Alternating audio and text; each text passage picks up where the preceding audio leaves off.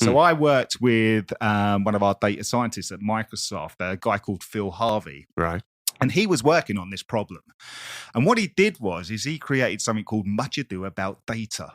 Now, Much Ado About Data is where he took the complete works of William Shakespeare and he grabbed that off the internet and he put it into an Azure data lake, which is just a great big bucket for data. Mm-hmm. And once he'd done that, he run that through an Azure factory, which cleans up the data. Right. And then by doing that, he was able to push it into Power BI to be able to see the positives and the negative sentiments of Shakespeare's plays. So we were able to get a quick visual representation of all of Shakespeare's works. And the one that comes to mind was Hamlet.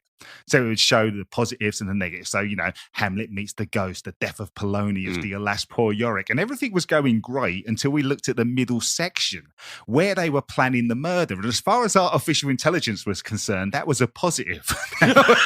At this point, you're sort of flooded with remorse. Suddenly everything Elon Musk had said was going to come true. They weren't going to rise up. Dan fears the rise of the robots. Exactly. I do fear the rise of the robots. So listen, we done what any responsible developers would do. We told it a story of the Terminator.